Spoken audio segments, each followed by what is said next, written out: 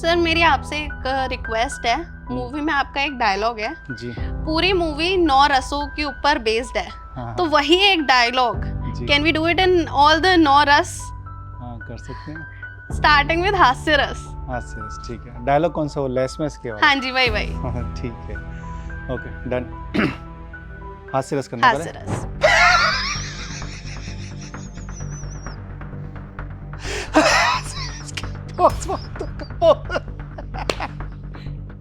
अबे लाजवंश के पोतों को पोत से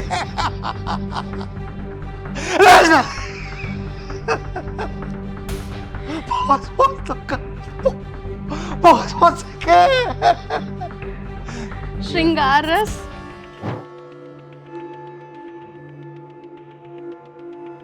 लेस में इसके बहुत समझ दूंगा, बहुत समझ के लेस में इसके बहुत समझ दूंगा, बहुत समझ के लेस में इसके बहुत समझ दूंगा, बहुत समझ के रौद्र रस। लेस में इसके बहुत समझ दूंगा, बहुत समझ के लेस में इसके बहुत समझ दूंगा, बस मौसी का भयानक रस। लेस में इसके बहुत समझ दूंगा, बहुत समझ के बहुत समझ के लेस में इसके बहुत समझ दूंगा। करुणा रस। लेस में इसके बहुत समझ दूंगा, बहुत समझ के लेस में इसके बहुत समझ दूंगा, बहुत समझ के लेस में इसके बहुत समझ दूंगा, बहुत समझ के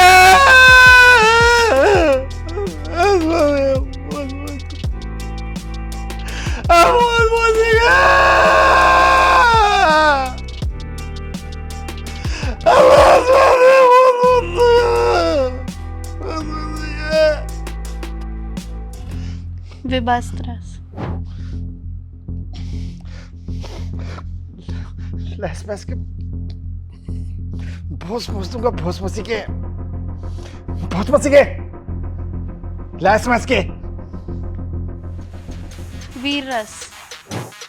लेस में इसके बहुत समझ दूंगा, बहुत समझ के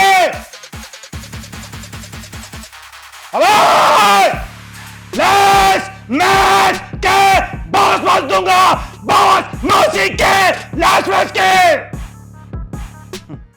अद्भुत रस। इसमें इसके बहुत समझ दूंगा, बहुत समझ के लेस में इसके बहुत समझ दूंगा, लेस में इसके बहुत समझ दूंगा, शांत रस। लेस में इसके बहुत समझ दूंगा, बहुत समझ के I guess this was like mind blowing. मतलब इसके लिए मैं क्या बोलूँ, this was fabulous. मतलब truly ये चीज़ बहुत मुश्किल है. And the way you are doing it in seconds. Hello everyone, this is me Vanshika and you are watching ENT Live और साथ ही ABP Live. एक ऐसी मूवीज 25 अक्टूबर को रिलीज हो रही है जिसका मेरे ख्याल से इंडिया की ऑडियंस को इतना बेसब्री से इंतजार है। इस मूवी का जो प्रमोशन है वो पूरी टीम ने जम्मू कश्मीर से लेकर कन्याकुमारी तक किया है। So let's have it up for our guest. We have the director plus the actor Praveen ji and Rohana. So give it up for them. So sir, what is this movie all about? This is movie about emotions, human emotions. और नवरस हम रोज़ feel करते हैं, 9 emotion से हम रोज़ जूझते हैं। हम हंसते हैं, मुस्कुराते हैं, श्रृंगार फील करते हैं, वीरता फील करते हैं, डर फील करते हैं। तो वो हमारे जीवन का ही हिस्सा है। तो मुझे ऐसी फिल्म बनानी थी जो हमारे जीवन का हिस्सा हो और बहुत कुछ कहना था। तो एक ही फिल्म में हम नवरस, क्योंकि मैंने पढ़ा भी है, मैं थिएटर से हूँ, श्री राम सेंटर मंडी हाउस से पढ़ाया भी है और मुझे बहुत अच्छा लगता है नवरस सब्जेक्ट। तो उस पे मुझे ऐसा लगा कि हम बहुत कुछ कह सकते हैं, एक ही फिल्म में हम 9 फिल्म दिखा सकते हैं, तो इसलिए मैंने एग्जैक्टली। ये सब्जेक्ट चुना Navarasa. Rohana, you are so young, तो ये जो मूवी है नवरस कथा कोलाज, ये कैसे आपने डिसाइड किया that this is the one? Actually ये ऐसी मूवी है जिससे कोई भी कनेक्ट कर सकता है, बीट यंग, ओल्ड, मेल और वुमेन, बिकॉज सबकी लाइफ में कुछ ऐसा इंसिडेंट हुआ होगा कि हाँ यार ये तो कनेक्टेबल है, हाँ यार ऐसा होता है हमारे आसपास, हम देखते हैं ये सब होता हुआ। एंड ये प्रेजेंट सोशल इवेंट्स के बारे में है, इसके बारे में हम सुनते हैं, हम most of the us react भी करते हैं उसके बारे में, बट फिर भूल जाते हैं क्योंकि वो होता है फिर चला जाता है, बट हम ये नहीं सोचते कि how it impacts the life of जिसके साथ वो हुआ है। तो ये मूवी करना was the best I guess. Okay sir, Navarasa in itself it clearly states के 9 रस हैं पूरी मूवी में। जी जो 9 रस हमने ट्रेलर में भी देखे, एक एक रस को जिस तरह से दिखाया गया है, जी वो जो आइडिएशन था जी और उसके लिए आपको मोटिवेशन कहाँ से आई? Such a dark movie with such a strong message. Motivation मतलब मैं मेरी इसका पूरा क्रेडिट मेरी माँ को दूंगा। मेरी मम्मी ने जिस तरह से मुझे मेरी परवरिश की, हमेशा ये सिखाया कि औरतों की इज़्ज़त करो प्रवीण, मतलब वही जननी है, वही मतलब भगवान का रूप होती है, क्योंकि वो एक जीवन को जन्म देती है, तो भगवान तो वही हुआ। और ये चीज़ मैंने महसूस भी की जब मेरा बड़ा बेटा पैदा हो रहा था स्वर, तो मतलब उस प्रेगनेंसी के टाइम पे मैं ये देखता था यार आँख बन रही है, टाँग बन रहा है, कैसे पॉसिबल है ये मैजिक है ये। तो इसका पूरा इंस्पिरेशन मेरी मम्मी को जाता है कि मतलब उन्होंने मुझे इस तरह से बनाया। और मुझे मतलब मैं सच में विचलित हो जाता हूँ जब मैं इस तरह की न्यूज़ सुनता हूँ कि किसी बच्ची का रेप हो गया और किसी का डाइवोर्स हो गया, किसी का डोमेस्टिक वायलेंस में किसी ने किसी का सर फाड़ दिया। तो ये चीज़ें मुझे विचलित करती है, बहुत ज़्यादा डिस्टर्ब करती है। या किसी बच्चे ने सुसाइड मान ली, हार मान ली, तो मैं इसलिए मुझे लगा कि यार मैं ऐसी फ़िल्म बनाऊँ जो कि मतलब एंटरटेन तो करे ही करे, लेकिन एंटरटेन के साथ-साथ सोचने पे भी मजबूर हो जाए। क्योंकि सिर्फ़ फ़िल्म बनाना मकसद नहीं था, हम फ़िल्म मेकर का दायित्व भी है, फ़र्ज़ भी है कि हम एंटरटेनमेंट के साथ-साथ उनको हँसाएँ, रुलाएँ, गुदगुदाएँ और सोचने पे मजबूर करें और समाज में कुछ चीज़ें सीखने को मिले। जैसे हमारा यूथ है, मैं चाहता हूँ मेरे भारत के बच्चे येस में बिलीव करें। जो 3 वर्ड है YES, ये मैजिक है। अगर हमारे बच्चे और हमारे बच्चों को हम उसी तरह से ग्रूम कराएं कि बेटा आप येस में बिलीव करो, औरतों की रिस्पेक्ट करो, उस तरह से हम अगर हमारी परवरिश करें तो ये जो दरिंदों वाली मानसिकता है ये कम हो जाएगी। और मेरी कोशिश भी यही है कि हमारी फ़िल्म से अगर 9 रेप रुक जाते हैं, 9 डाइवोर्स रुक जाते हैं, 9 डोमेस्टिक वायलेंस रुक जाते हैं, 9 बच्चे येस में बिलीव करके अपने सपना पूरा करते हैं और मिसाल बनते हैं, और 9 सुसाइड रुक जाते हैं, तो मुझे ऐसा लगा कि यार हमारा नवरस कथा कोलाज बनाना सार्थक हुआ। I swear and even Rohana, I would like to ask you कि हम लोग हमेशा ये चीज़ बोलते हैं, आज की जो यूथ है वो इस चीज़ में बहुत ज़्यादा बिलीव करती है कि बेटियों को रोकने टोकने से अच्छा है आप अपने लड़कों को समझाओ। Absolutely. Just educate your male child कि तुम्हें कैसे रहना है। So what have been your personal experiences while you were doing the shoot? I mean वो औरत ही है जो पैदा करती है, फिर शादी भी करती है, बच्चे को संभालती है, एंड देन उसी के साथ इतना बुरा घटनाएं घट जाती हैं। एंड इसके लिए कौन रिस्पॉन्सिबल है? लाइक हम लोगों पे ब्लेम्स डालते रहते हैं, तो लड़की नहीं छोटे कपड़े पहने होंगे, देन उसका कैसे जवाब दोगे जो एक बहुत छोटी बच्ची का रेप हो जाता है या फिर एक Exactly. बहुत बूढ़ी औरत का हो जाता है? तो there is no answer to it, right? तो ये सब, हाँ, यू वेरी राइट कि एग्जैक्टली हम लोगों को सबको एजुकेट करना चाहिए, not just girls about that matter. Like we truly say कि age is not just something, what you're wearing is not something. Exactly. Sir, movie में एक एरिया है जहाँ पर एक ट्रांसजेंडर है, जी। How was it? मतलब बहुत ही अद्भुत वो एक्सपीरियंस था एक ट्रांसजेंडर का रोल करना। और मैंने इंटेंशनली मतलब मेरे अलावा जितनी भी हमारी कास्ट थी, मैंने मतलब हमारी किन्नर बहनों को ही कास्ट किया और उनसे भी बहुत कुछ सीखा, उनकी ज़िंदगी को जानने का मौका मिला। और बस भगवान से यही प्रार्थना की कि मतलब इनके साथ अच्छा हो और सब लोग इनके साथ अच्छा व्यवहार करें। वो श्रृंगार रस की कहानी है और उसको प्रिपेयर करते वक्त उस कैरेक्टर को मतलब मेरी वाइफ ने इसका कॉस्ट्यूम किया है। तो मैं मतलब एक डेढ़ महीने साड़ी, ब्लाउज़, पेटीकोट पहन के अपनी वाइफ के साथ मैं सोता था, ताकि मतलब एक वो वो फील आए, एक फ़ीमेल वाला फ़ील आए। और बहुत ज़्यादा हम ऑब्ज़र्व करते थे, जिनको मैंने कास्ट किया था उनसे मैं बहुत बात करता था। पूजा जी हैं श्रृंगार रस की कहानी में, तो उन किन्नर जी से मैं बहुत बात करता था, सीखता था। और बहुत ही अलग मतलब एक मतलब ये सारे 9 जो कैरेक्टर आप देखेंगे मेरे निभाए हुए, उन सब में बहुत अलग है। और ये बाप भी है, बेटा भी है। और मैंने इसमें आप देखिए बहुत फ़र्क होता है कैरिकेचर में। हाँ, ए चल, वो बड़ा कैरिकेचर हो जाएगा, वो टिपिकल जो किन्नर के रोल करते हैं। मैं इसमें चाहता था कि मैं किन्नर का रोल ना करूँ।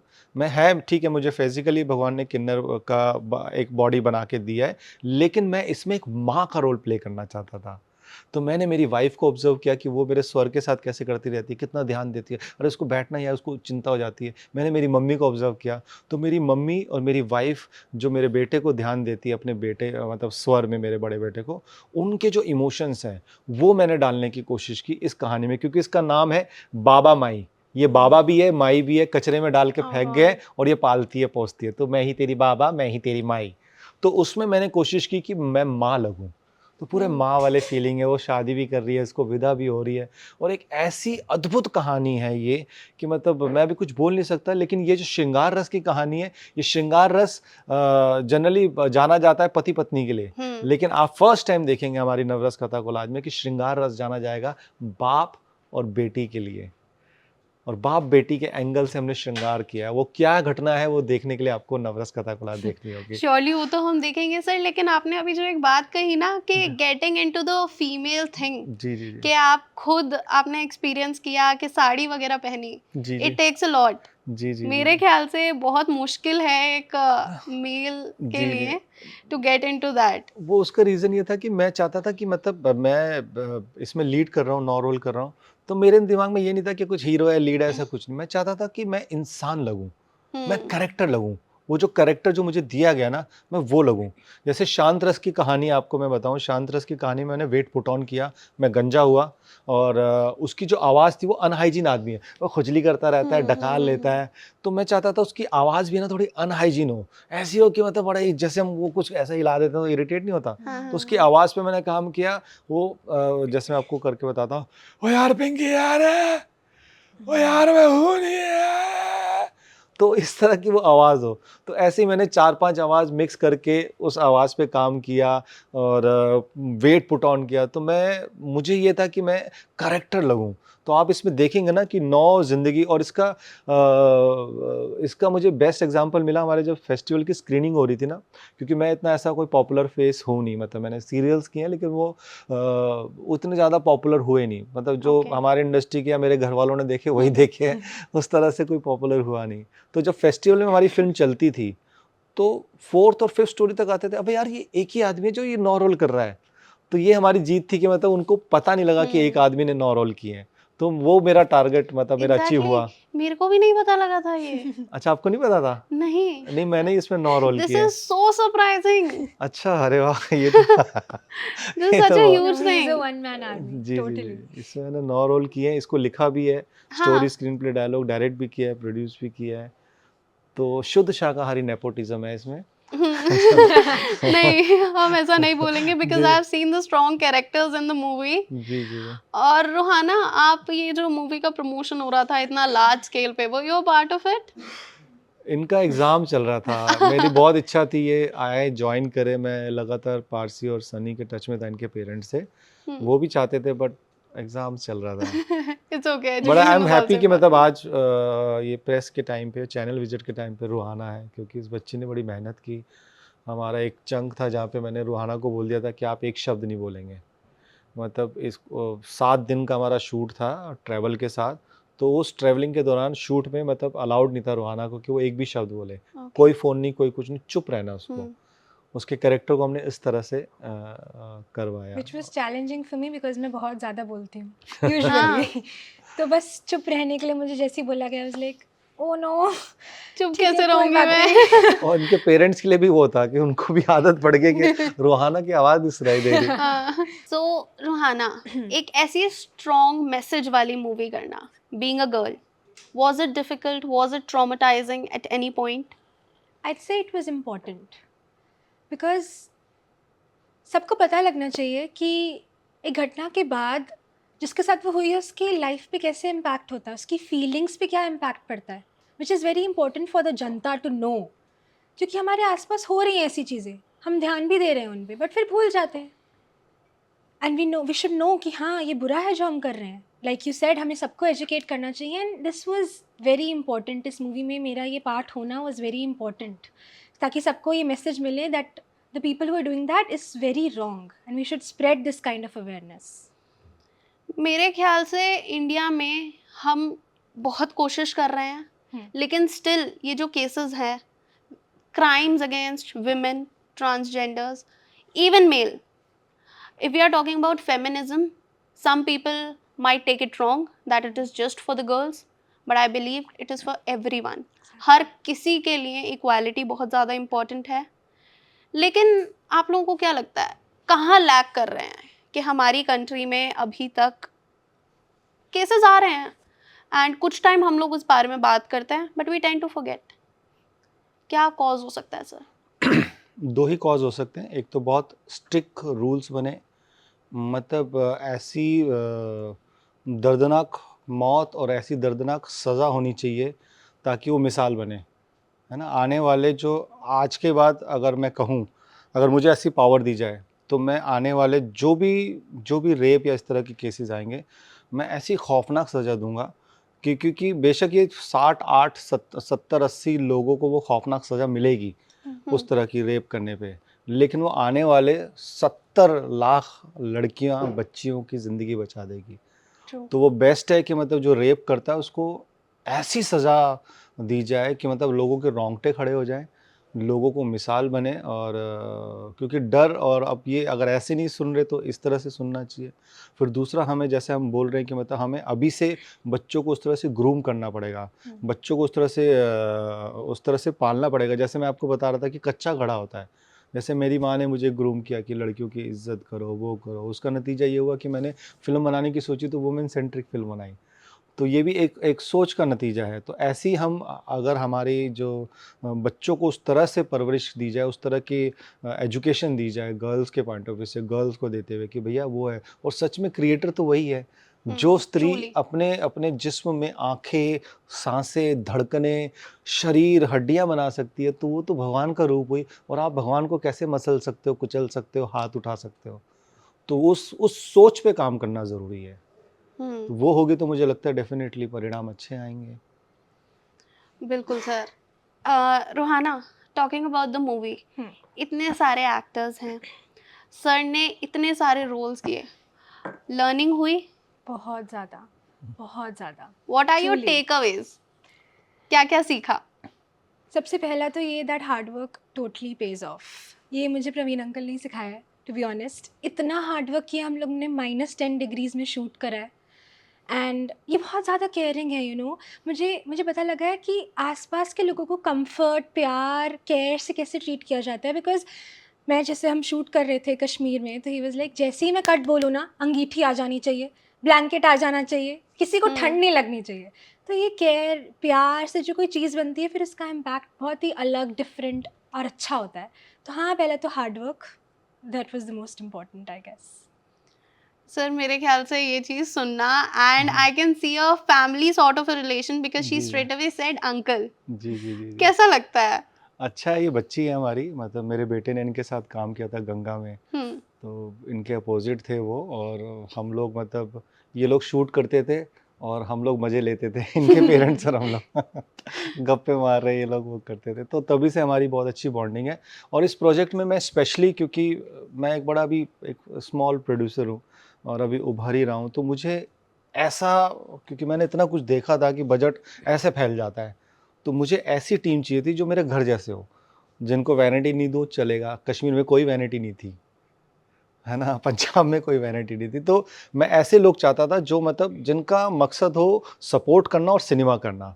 तो मेरे डीओपी, मेरे एडिटर्स, मेरे सारे लोग जो है ना, वो सपोर्टिव थे, इसलिए ये मैजिक बन पाया. और मैं ये चाहता था कि 9 इमोशंस की जो इमोशनल राइड है, उसके साथ साथ ये एक विजुअल राइड्स भी हो. मेरा भारत कश्मीर वो मतलब जन्नत क्यों कहा जाता है, मैं वो दिखाना चाहता था, इसलिए आपको पहले शॉट में पूरा दिखेगा, Yeah. कश्मीर दिखेगा। तो मैं कश्मीर में गया और ऐसी जगह गया जहाँ पे आने वाले टाइम में भी कोई फिल्म मेकर नहीं जाएगा। जम्मू से हम लोग मतलब 7-8 घंटे की जर्नी करके एकदम कॉर्नर पे गए, ओके। एकदम ऊंचाई पे। हमने कहीं कॉम्प्रोमाइज़ नहीं किया विजन में। वीरता की निशानी हमारे भगत सिंह जी है। तो मैंने कहा यार ये मैंडेटरी है कि उनके घर पे ही जाके मैं शूट करूं, पंजाब के खेत में शूट करूं। तो पंजाब में जाके शूट किया, बाघा बॉर्डर में जाके शूट किया, जलियांवाला बाग में सैल्यूट करके शूट किया, क्योंकि वो वीरता अगर मैं नहीं दिखाऊंगा तो फिर मुझे ऐसा लगेगा कि मैं करप्ट कर रहा हूँ, मैं चीटिंग कर रहा हूँ। तो मैंने वो कॉम्प्रोमाइज़ नहीं किया। अद्भुत रस हमारा मतलब अद्भुत की निशानी है हमारा ताजमहल। मैं अद्भुत रस की बात कर रहा हूँ और हमारा ताजमहल नहीं दिखा रहा हूँ, तो धिक्कार है मुझे एज एन वो। तो मैंने वहाँ पे किया, लेकिन सब बहुत ज़्यादा ना फैमिली एटमॉस्फेयर वाला ये वो।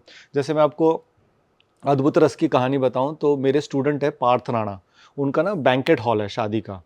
तो मैंने उस पार्थ से पूछा, मैंने कहा यार शादी कब आ रही है अभी? कहता भैया 2 नवंबर को सावे खुल रहे हैं, शादी में सावे होते हैं ना, तो सावे खुल रहे हैं तब हो रही है। तो मैं पहली शादी कब है? कहता 2 नवंबर। मैंने कहा मैं शूट करने आ रहा हूँ। तो मैंने उसको पूरा बताया कि मेरे को शादी शूट करनी है लेकिन बजट नहीं है, तो मुझे रियल शादी में शूट करनी है। तो कहता है भैया ठीक है, बारात आएगी ठीक 8:30 पे, आप 6 बजे आ जाओ, 6 से लेके 8:30 बजे तक आप पूरी बारात शूट कर लो। तो हमने रियल जो सजाया दूल्हा दुल्हन के लिए स्टेज मिल रहा था, ओके। वहाँ पे शूट किया। इस तरह से हमारी अद्भुत रस की कहानी हो गई। कश्मीर में मेरे को लोग जानते थे, तो मैंने कहा यार एक बस का वो है, उसमें शूट करना है, तो एक बस ही हायर कर ली, क्योंकि बस कहानी का हिस्सा है। तो बस मतलब लोगों को ले जाने में भी आसान रहेगी और शूट भी हो जाएगा। तो एक पंथ दो काज हो गए। ऐसी शांत रस की कहानी में मुझे चाहता था कि मतलब ऐसा लगे कि कोई धर्मा प्रोडक्शन की फिल्म है, बोलो कि लोगो लेविश वैसा लगे। मेरे जिया जी दिल्ली पुलिस में, मैंने कहा जिया जी आज तक आपके साले ने कुछ नहीं मांगा, अदरवाइज दिल्ली के लोग तो बोलते हैं भाई जानता है मेरे जिया जी ये है वो है। मैं कहा एक है, एक बैंकेट हॉल दिला दो ये वो। तो उन्होंने इस तरह की डील की कि एक बैंकेट हॉल लिया और उसमें खाना भी प्रोवाइड करा दिया। और अब लोग चाहिए थे, मैं दिल्ली का ही रहने वाला हूँ, पूरे खानदान को फ़ोन कर दिया। मैं कहा भाई की शूटिंग है, आपको आना है, खाना खाना है। मुझे बर्थडे शूट करना था। मैं कहा आएंगे, खाएंगे और खूब एंजॉय करेंगे। सब लोग आए, हमें बैंकेट हॉल में खाना भी मिल रहा था, तो सब लोग आए तो खाना भी हो गया, शूट भी हो गया।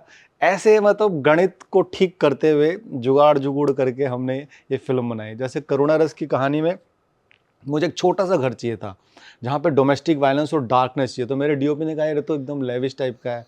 मैं कहा क्या कर सकते हैं, क्या इसको पेंट वेंट कराओ। तो मैंने खुद लिटरली लेके पूरा नीला पेंट किया और मेरे घर वाले सब ऐसे खड़े हुए, कह रहे शूट के बाद जैसे दिया है घर वैसे ही होना चाहिए। तो पहले नीला पेंट किया, फिर बाद में वापस वही रॉयल पेंट लाके वो सब किया। तो हमने इस तरह का सिनेमा बनाया है। तो उसमें आनंद भी बहुत आया कि ठीक है कोई बात नहीं, पैसे नहीं है तो देखी जाएगी, सिनेमा पैशन से बनता है। सर उसके बावजूद भी जी। 58 नेशनल एंड इंटरनेशनल अवार्ड्स, जी जी। वो जो है वो मेरे ख्याल से एक काफी बड़ी चीज है। हाँ वो मतलब हमारी, अब देखो मुझे ऐसा लगता है वंशिका कि कोई भी काम अगर ईमानदारी से किया जाए ना, गीता में भी लिखा है कोई भी कर्म अपना फल दे बगैर नहीं मरता। हमने सिनेमा बनाते वक्त अपना कर्म किया बस कि चलो यार सिनेमा बनाते हैं, हमने कुछ नहीं सोचा प्रोजेक्ट का रिलीज होगी, ये करेंगे वो करेंगे, इतना पैसा आएगा। हमने कहा आज हमारे हाथ में ये अपॉर्चुनिटी है, इसको शिद्दत से बनाते हैं, वो करते हैं। तो उसी लिए पूरी टीम की वजह से, मोर वी लेस में हमारी पूरी टीम ने वो साथ दिया और वो मैजिक निकल के आया। और जब हमने फेस्टिवल में भेजी तो वहाँ पे ऑफिशियल सेलेक्ट भी हुई, नॉमिनेट भी हुई। और जब लोगों ने देखी, लोगों की आंखें नम हुई, सब ने अपने पापा को फ़ोन किया, पापा आई लव यू। तो ये मतलब ये हमारे देश के सिनेमा की जीत है। मैं चाहता था हमारे भारत की संस्कृति दिखे, हमारे भारत की परंपरा दिखे, हमारा भारत दिखे। तो वही मैंने पूरा भारत दिखाने की कोशिश की है। और यही रीज़न है कि मतलब हर फेस्टिवल में ये फिल्म कनेक्ट कर रही है और अवार्ड्स जीत रही है और अब देश के सामने आने वाली है 25 अक्टूबर को। सर मेरे ख्याल से अगर मैं आपकी बात करूं, जिस हिसाब से इस मूवी में 9 के 9 रस दिखाए हुए हैं, जी तो मेरे को ऐसा तो लग रहा है कि कोई ना कोई तो बैक स्टोरी है थिएटर की। तो जी हाँ। Anything on that? हाँ मतलब मैं थिएटर से ही हूँ, श्रीराम Okay. सेंटर मंडी हाउस से। और नवरस मैंने बहुत पढ़ाया भी है। और इसके पीछे एक मनाने का रीज़न ये था कि मतलब मैं पिछले 27 साल से हूँ और मतलब मैंने बहुत सारी फ़िल्में भी लिखी हुई हैं, अराउंड 35 बाउंड स्क्रिप्ट्स लिखी हुई हैं। जब मैं फ्री होता था, जब फ्रस्ट्रेटेड होता था, तो अपनी फ्रस्ट्रेशन को मैं कलम का तो खैर देहांत हो गया इंटरनेट आने के बाद, लैपटॉप में कन्वर्ट कर लेता था। और अपनी एक मेरी फ्रस्ट्रेशन एक दुनिया में कन्वर्ट हो जाती थी और मैं आनंद की दुनिया में चला जाता था। मेरी वाइफ को भी फ़ोन आते थे, तो कहता कहाँ है? कहता आजकल बनारस में। कहता क्यों? कह रहा बनारस के ऊपर कोई फ़िल्म लिख रहे हैं। तो हम इसी तरह से हाँ। मतलब आप वही मैं कहूँगा कि आप दुनिया काम नहीं दे रही, आप अपने आप को काम दो और करते रहो, ये इन्वेस्टमेंट अपना कर्म करो। आज मैंने वो किया अपने उस टाइम पे, अपनी खूबसूरत जर्नी के टाइम पे, तो मेरे को आज वो पे कर रहा है। और मैं चाहता था कि मतलब सच बताऊं तो मैं ये 9 रोल नहीं करना चाहता था। मैं चाहता था कि कोई बड़ा एक्टर करे और ताकि मुझे एज एन राइटर डायरेक्टर बहुत काम मिले। सर वो रोल बहुत स्ट्रॉन्ग है जितने भी आपने किए हैं, जी जी जी। बहुत स्ट्रॉन्ग रोल्स हैं वो। मैंने इंटेंशनली इसलिए लिखे थे कि कोई भी एक्टर सुनेगा तो एक्साइटेड हो जाएगा कि चलो यार करते हैं। लेकिन किसी ने उतना मतलब उनकी भी सही है कि मेरा सच कोई नाम है नहीं एज एन राइटर डायरेक्टर, उनका भी करियर का है कि बन भी पाए कि नहीं भी बन पाएगा, बना भी पाएगा। बट सबने मना किया तो मैंने कहा यार मुझे बनानी है। मैंने पहले यूनिवर्स को मैसेज दिया, मैं कहा मुझे ये बनानी है और मैं बनाऊंगा। मैंने मेरे बेटे हैं 2 स्वर ध्रुपद, उनके नाम पे प्रोडक्शन हाउस खोला और यूनिवर्स को मैसेज दे दिया और 2 महीने में हमारी फिल्म स्टार्ट हुई। तो यस में वो पावर होती है। तो हास्य रस की जो कहानी वो यस पे ही है। तो आपके माध्यम से मैं सारे बच्चों को, यूथ को यही कहना चाहूँगा कि और जो भी हमारी फिल्म इंडस्ट्री में जितने भी हमारे संघर्ष कर रहे हैं जो भी भाई, वो यस में बिलीव करें। आप ये 3 वर्ड में बिलीव करोगे तो ट्रस्ट मी आप अपनी मंजिल तक पहुँचोगे। और थोड़ा कठिन सफ़र है लेकिन उसको एंजॉय कीजिए, अपने आप रास्ते मिलते हैं और अपने आप रास्ते को अचीव करते जाएंगे। रोहाना, इतनी कम एज में हैविंग एन एक्सपीरियंस कि एक ऐसी मूवी आपने शूट करी, एक ऐसी मूवी आपने बनाई जिसने अभी तक 58 अवार्ड्स तो जीत ही लिए हैं, साथ ही साथ लोगों को बहुत ज़्यादा इंस्पायर करने वाली है ये मूवी। तो आपके साथ ऐसा कुछ पर्सनल एनकाउंटर हुआ है? इफ़ वी से कि हाँ हर लड़की के साथ होता है। हाँ, actually eve teasing is very common these days. And जैसे हम बोलते हैं ना कि यूथ ही हमारे फ्यूचर सिटीजन्स हैं, दे आर द वंस जिन्होंने अब हमारा इंडिया संभालना है, तो उनको अवेयरनेस देना is very important. And me being a part of this movie, मुझे सबसे ज़्यादा अवेयरनेस मिली है इस चीज़ के बारे में कि कैसे you know how can girls handle these kind of situations. And now I am very happy कि 25 अक्टूबर को हमारी मूवी रिलीज़ हो रही है एंड मेरे जैसे कई और लोगों को, कई और बच्चों को ये अवेयरनेस मिलने वाली है कि ऐसी भी सिचुएशंस होती हैं और हमें इसे ऐसे हैंडल करना चाहिए, बिकॉज किसी की भी लाइफ हम किसी भी वे में इम्पैक्ट कर सकते हैं। तो सर हमने मूवी में डाइवोर्स की भी बात की है जी जी और उसमें जो आप ही का एक रोल है उसमें आप कहते हैं कि जब बच्चे पैदा नहीं करने, जब बच्चों को पालना नहीं होता तो पैदा क्यों करते हो। जी जी जी। मेरे ख्याल से जब भी एक माँ बाप का डाइवोर्स होता है या पेरेंट्स के बीच में मिसकम्युनिकेशन होता है तो सबसे ज़्यादा इम्पैक्ट बच्चे पे ही पड़ता है। बिल्कुल बिल्कुल वंशिका। तो इस पर क्या कहेंगे आजकल, because we are living in a society जहाँ पर डाइवोर्स ऐसे ले रहे हैं लोग। People are not believing in commitment, staying together, solving things, लेकिन एक एस्केप ढूंढ रहे हैं कि नहीं, I want to move out. उसका रीज़न जहाँ तक मैं देख रहा हूँ आज की जनरेशन में कि वो उन्होंने सुनना बंद कर दिया है। लड़ाई कुछ नहीं है, पॉजिटिव पॉजिटिव की लड़ाई है। लड़की भी पॉजिटिव है, लड़का भी पॉजिटिव है, बट लड़का लड़की उस पॉजिटिव में रहते हुए जो सिचुएशन से जो फील कर रहे होते हैं, जो फेस कर रहे होते हैं, उसको हैंडल करना भूल गए। हमारे पेरेंट्स का आपने नहीं सुना होगा कि डाइवोर्स हुआ, क्यों? क्योंकि वो सुनते थे एक दूसरे की, समझते थे। वो चीज़ थोड़ी मिस होती जा रही है। तो मुझे ऐसा लगता है, और इस जो फास्ट लाइफ होती जा रही है वो बहुत ज़्यादा प्रेशर मतलब अपने पर ही लेने लग गया, अपने परिवार के ऊपर ही लेने लग गया है। तो उन चीज़ों पे अगर काम किया जाए, जैसे जिम होता है ना, आप जिम करने जाते हो, हर कोई करता है, ऐसे रिलेशनशिप का भी जिम होता है। तो हस्बैंड को भी चाहिए कि वो जिम करे, वाइफ को भी चाहिए कि वो जिम करे और एक अच्छी सी डाइट खाए जिससे मतलब वो करे। तो मुझे ऐसा लगता है कि चीज़ें हो सकती हैं। और सॉरी जो शब्द है ना, बड़ा मैजिकल शब्द है। अगर लड़का की तरफ से सच में गलती होती है तो सॉरी बोल दे, यूं एकदम से लड़की यूं शांत हो जाएगी। लड़की की तरफ से होता है तो लड़का सॉरी बोल दे, यूं चीज़ें हो जाएंगी। और डाइवोर्स मतलब आप ईगो की जो ये जो चीज़ें हैं ना, अगर आपको लंबी यात्रा करनी है अपनी शादी की तो लगेज कम लेके चलो। लगेज क्या है? ईगो, टेंट्रम, ये सब चीज़ें नहीं होंगे ना तो आप अपने विवाह में भागोगे जैसे हम भाग रहे हैं। तो बहुत खूबसूरत से मतलब, और दिल ऊपर वाला मिलाता है। ऊपर वाला का पूरा मैजिक ब्यूरो है वंशिका, मैं इसको इस तरह से देखता हूँ। वो पूरा लैपटॉप में बैठ के देखते हैं कि कहाँ कहाँ दिल धड़क रहे, आ जाओ इनको मिला लेते हैं। तो दिल ऊपर वाला मिला रहा है तो आप मिलके रहो, एक दूसरे को समझो। क्योंकि डाइवोर्स जो आप लेते हैं वो हस्बैंड वाइफ का नहीं होता, पेरेंट्स और बच्चे का होता है। बच्चा सबसे ज़्यादा सफ़र करता है। बच्चे का जब आप डाइवोर्स लेके, क्योंकि जो लड़की डाइवोर्स ले रही है, लड़का डाइवोर्स ले रहा है, वो भी दूसरी शादी कर लेता है, ये भी दूसरी शादी कर लेती है, बच्चा कहाँ जाए, वो बढ़ जाता है, उसका बचपन बढ़ जाता है, वो एक ऐसा घड़ा, कुमार का ऐसा घड़ा बन जाता है जो आड़ा टेढ़ा सा होता है, तो उसकी मानसिकता पे बहुत असर पड़ता है। बच्चे सिर्फ अपने माँ बाप को साथ रहते हुए देखना चाहते हैं, प्यार में देखना चाहते हैं, और ये फ़र्ज़ भी होना चाहिए, जो शादी कर रहे हैं तो शादी करो ही मत, अलग ही रहो। और अगर शादी कर रहे हो तो आप, और बच्चा भी पैदा कर रहे हो तो आप इस चीज़ को समझिए कि मतलब डाइवोर्स मत लो यार, मतलब बच्चे पे बहुत असर पड़ता है इस चीज़ का। रोहाना, आप इस पे, if I link it to this question only, एक बच्चे की क्या मेंटल स्टेट होती होगी जब वो अपने घर में इतना टॉक्सिक एनवायरनमेंट देखता होगा? I feel like psychology, psyche ये बहुत ज़्यादा मैटर करती है एक बच्चे को लेके, बिकॉज ही और she is in is growing age, तो वो जो देख रहा है वो वही सीख रहा है। जैसे हम इंडियन फैमिली में भी बोलते हैं कि ये चीज़ मत देखो, फ़ोन पे ये मत देखो, टीवी पे ये मत देखो, ये देखो, ऐसा सीखो, बुक्स पढ़ो। हमें इसलिए बोला जाता है अपनी ग्रोइंग एजेस में, क्योंकि हम यही सीखेंगे, हम इसी को बड़े होकर भी ऐसा ही पोर्ट्रे करेंगे लोगों के सामने। तो हम जैसा देख रहे हैं, जिस एनवायरनमेंट में रह रहे हैं, वो हमारे माइंड, हमारे मूड, हमारी साइकी, हर एक चीज़ पे इफ़ेक्ट करता है। एंड एग्जैक्टली अगर बच्चा ऐसे एनवायरनमेंट में रहेगा तो ही कैन बी डिप्रेस्ड, उसको इंटरेक्शंस में प्रॉब्लम होगी, दोस्त बनाने में प्रॉब्लम होगी, बिकॉज उसे किसी पे ट्रस्ट ही नहीं होगा। ट्रू। बिल्कुल। मेरे ख्याल से ये जो एक मूवी है, ये इतनी ज़्यादा इंस्पायरिंग होने वाली है, लोगों को इतना ज़्यादा मोटिवेट करने वाली है। बहुत लोग ऐसे होंगे जिनको शायद एक ऐसे वर्ड्स पे होंगे कि हाँ, हम डाइवोर्स ले लेते हैं। मेरे ख्याल से आपकी ये मूवी देखकर वो लोग ज़रूर रुक जाएं। नहीं, बिल्कुल। और अभी जब हम कश्मीर से कन्याकुमारी ट्रैवल कर रहे थे, हम जब सूरत पहुंचे थे, तो वहाँ पे मैंने स्पेशली हमारी पीआर टीम को बोला था कि कॉलेज और वो ज़रूर रखिएगा, ताकि हम कॉलेज और उसमें जा सके और बच्चों को मोटिवेशनल वो बोल सके। तो एक बच्चा भाग के आया हमारी मार्केटिंग टीम के पास, नाज़मा जी के पास, कि मतलब मैं ये फ़िल्म अपने मम्मी पापा को ज़रूर दिखाऊंगा। तो उन्होंने कहा ठीक है, दिखाना बेटा। कहता नहीं, मैं ज़रूर दिखाऊंगा, साथ में लेके जाऊँगा। मैं कहा अच्छी बात है। कह रहा है वो साथ में पक्का लेके जाऊँगा, क्योंकि वो साथ में नहीं रहते, तो ये आपकी फ़िल्म देखेंगे तो वो रहेंगे, तो मैं ज़रूर देखने जा रहा हूँ।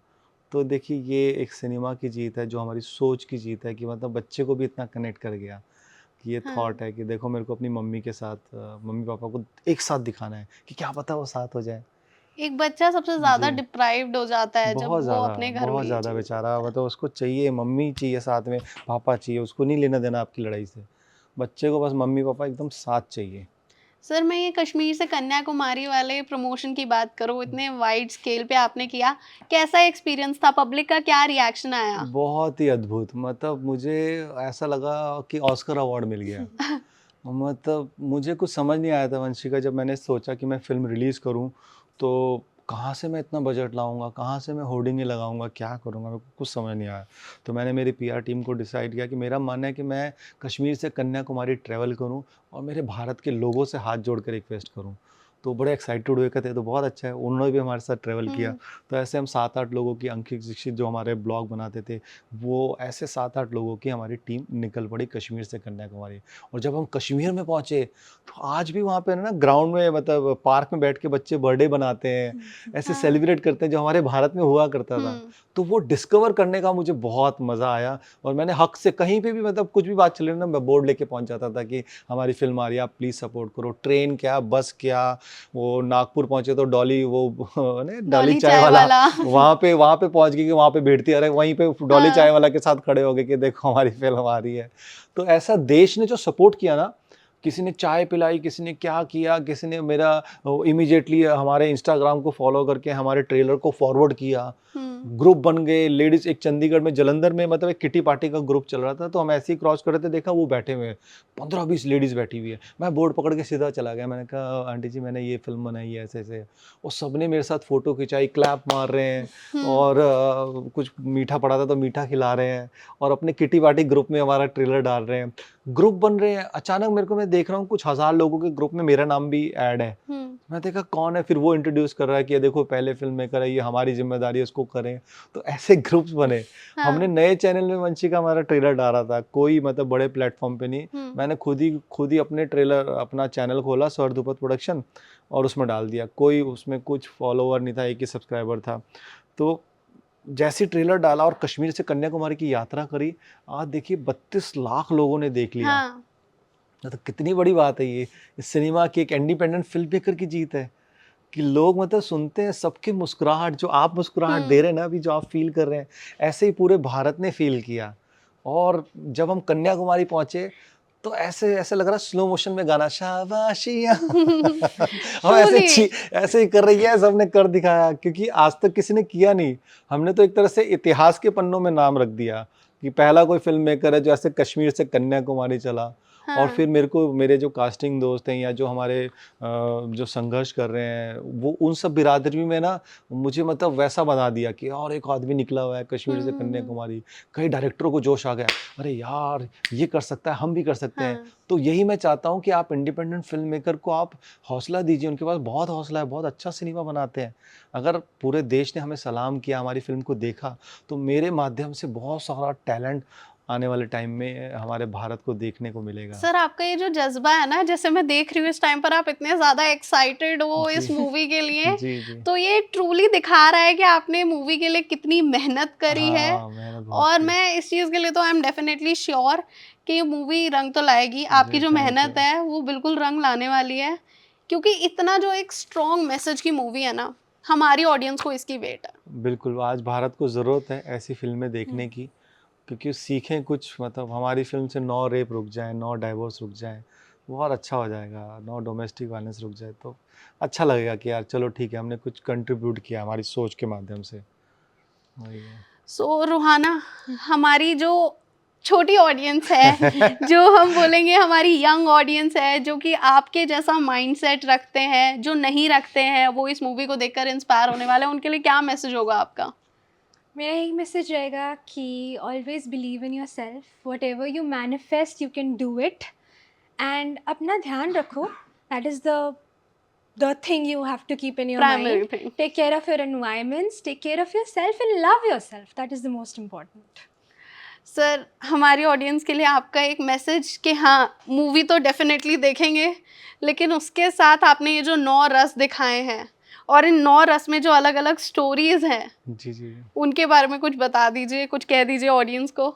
बस ये हमने एक कोशिश की है 9 सामाजिक कुरीतियों को बदलाव लाने की हमारे भारत देश में।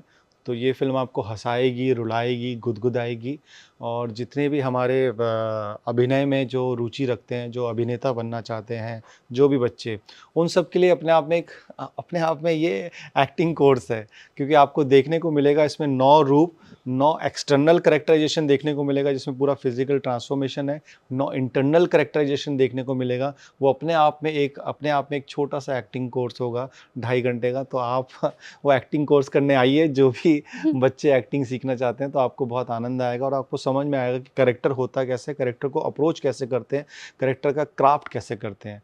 और बस पूरे भारत और पूरे मेरे देशवासियों से मैं हाथ जोड़ के विनती करता हूँ कि आप 25 अक्टूबर को आइए, हम इंडिपेंडेंट फिल्म मेकर को सपोर्ट कीजिए। हम अच्छा सिनेमा बनाते हैं, आप सपोर्ट करेंगे तो आपके माध्यम से बहुत सारा टैलेंट आपके सामने आएगा, और वो भी हिम्मत करेगा, वो भी अपना सिनेमा लेके आएगा और आपको एंटरटेन करेगा। नवरस कथा कोलाज को मेरी तरफ से तो बहुत सारी बधाई।